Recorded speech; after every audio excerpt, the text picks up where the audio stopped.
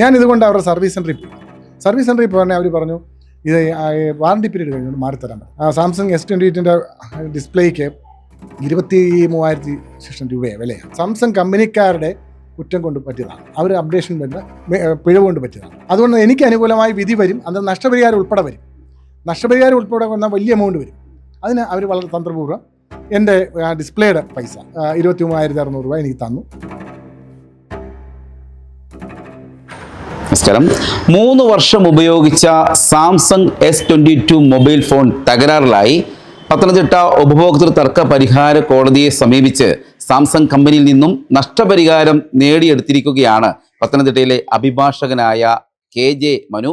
3 വർഷം ഉപയോഗിച്ച ഈ ഫോണിൻ്റെ ഡിസ്പ്ലേക്കാണ് തകരാർ സംഭവിച്ചത്. പലർക്കും ഇത്തരത്തിൽ ഈ മൊബൈൽ ഫോണിന് ഡിസ്പ്ലേ തകരാർ സംഭവിക്കുന്നു എന്ന വിവരം ലഭിച്ചിട്ടുണ്ട്. ആ സാഹചര്യത്തിൽ ഈ അഭിഭാഷകൻ തന്നെ കോടതിയെ സമീപിച്ച് അനുകൂലമായി നഷ്ടപരിഹാരം നേടിയെടുത്തിരിക്കുകയാണ്. അഡ്വക്കേറ്റ് KJ മനു ഇപ്പം നമുക്കൊപ്പമുണ്ട്. ഞാൻ 2022 സാംസങ് S22 എടുക്കും.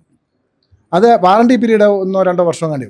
2025 25 ആദ്യം പല പ്രാവശ്യത്തെ അപ്ഡേഷൻ കഴിഞ്ഞു, സോഫ്റ്റ്വെയർ അപ്ഡേഷൻ കഴിഞ്ഞു. അതിൻ്റെ മോണിറ്റർ, അതിൻ്റെ സ്ക്രീന്, ഡിസ്പ്ലേ വരവ് വീണ് കേടായി.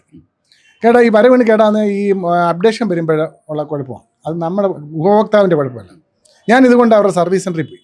സർവീസ് സെൻ്ററിൽ പോകാൻ അവർ പറഞ്ഞു ഇത് വാറണ്ടി പീരീഡ് കഴിഞ്ഞുകൊണ്ട് മാറിത്തരാൻ പറ്റില്ല. സാംസങ് S28 ഡിസ്പ്ലേക്ക് 23,600 രൂപയാണ് വിലയാണ്.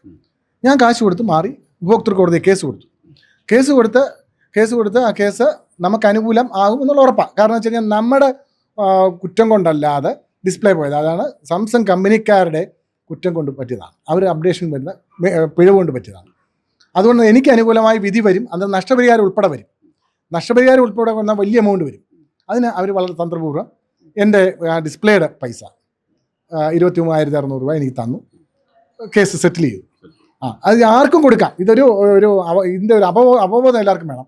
വാറണ്ടി പീരീഡ് ഒന്നും പ്രശ്നമല്ല. അപ്ഡേഷനിൽ പോകുന്നത് വാറണ്ടി പീരീഡ് പ്രശ്നമല്ല.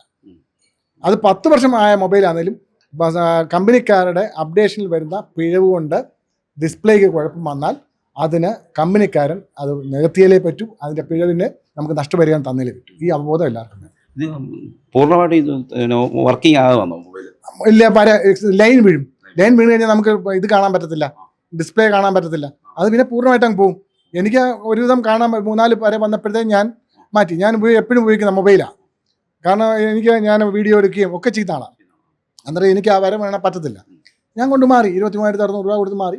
പിന്നെ ഞാൻ കേസ് കൊടുത്ത് ഇതിൻ്റെ ബില്ലുമെല്ലാം കാണിച്ച് കേസ് കൊടുത്തു. എനിക്ക് അനുകൂലമായി വിധി വരും എന്ന് കണ്ടാണ് സാംസങ് കമ്പനിക്കാർ മാറി തന്നു. കൂടുതൽ ഇപ്പോൾ സാധാരണ ഒരാൾ കൊടുക്കുകയാണെങ്കിൽ നഷ്ടപരിഹാരം കിട്ടത്തൊക്കെ ചെയ്യണം. കാരണം എനിക്ക് വക്കീൽ ഫീസ് കൊടുക്കണ്ട. സാധാരണ ഒരാൾ കൊടുക്കുമ്പോൾ 23,600 രൂപ കൊടുത്താൽ അവർക്ക് നഷ്ടമാണ്. അന്നേരം അവർ കേസ് നടത്തി തന്നെ ചെയ്യണം. കാരണം വെച്ചാൽ ആ ഒരു കോമ്പൻസേഷൻ കൂടെ കിട്ടിയെങ്കിലേ അവർക്ക് തീർത്തുകൊണ്ട് അവർക്ക് കാര്യമുള്ളൂ. അന്നേരം ഇത് എല്ലാവർക്കും ഒരു അവബോധമായിട്ട് എല്ലാവരും അത് ഞാനൊരു വീഡിയോ അതിനെ പറ്റി ഇട്ട എൻ്റെ ഫേസ്ബുക്കിലൊക്കെ അത് എല്ലാവരും അത് അങ്ങനെ തന്നെ ചെയ്യണം. നമ്മുടെ അവകാശമാണ്, ഔദാര്യമല്ല. അന്നൊരിക്കലും നമ്മൾ ഈ പെട്രോൾ പമ്പിൽ ശൗചാലയം തുറന്ന് നൽകാത്തതിനെ തുടർന്ന് താങ്കൾ ഈ ഉപഭോക്തൃ തർക്ക പരിഹാര കോടതിയെ സമീപിച്ചിരുന്നല്ലോ. ഇപ്പോൾ ആ കേസ് എന്തായി? അത് എനിക്ക് അനുകൂലമായിട്ട് നമ്മുടെ പത്തനംതിട്ട ജില്ലാ ഉപഭോക്തൃ തർക്ക പരിഹാര കോടതി കമ്മീഷൻ വിധിച്ചു. അതിനെതിരെ എതിർകക്ഷികൾ അപ്പീലിന് പോയേക്കാം. അപ്പീലിപ്പം സ്റ്റേറ്റ് ഫോറത്തിലുണ്ട്. പിന്നെ അതിനുശേഷം പലരും ഒരു കിംവദന്തിയൊക്കെ വന്നു. കാരണം വെച്ച് കഴിഞ്ഞാൽ ഇത് കസ്റ്റമേഴ്സിന് മാത്രമുള്ള അവകാശമാണ് എന്നൊക്കെ. അതൊക്കെ മാറി. ആർക്കും ശൗചാലയം ഉപയോഗിക്കാം, യാതൊരു കുഴപ്പവുമില്ല. കസ്റ്റമേഴ്സിന് മാത്രമല്ല, അവർക്ക് ഇഷ്ടപ്രകാരം തന്നെ. ശൗചാലയം മാത്രമല്ല, നമ്മൾ ഇപ്പം പെട്രോൾ അടിക്കാതെ കാറ്റടിച്ചു കൊടുക്കണം. ഇതൊരു സർവീസാണ്. അല്ലാതെ ഇത് ഇന്നത് തന്നാൽ ഇന്ന് തരാം, മൂത്രം ഒഴിക്കാൻ പൈസ തന്നാൽ ഞാൻ മൂത്രം ഒഴിക്കാം, അതല്ല ചെയ്യുന്നത്. ഒരു സർവീസാണ്. സർക്കാരിൻ്റെ ഒരു സ്ഥാപനമാണ്. അവിടെ ആ സർവീസ് നൽകണം.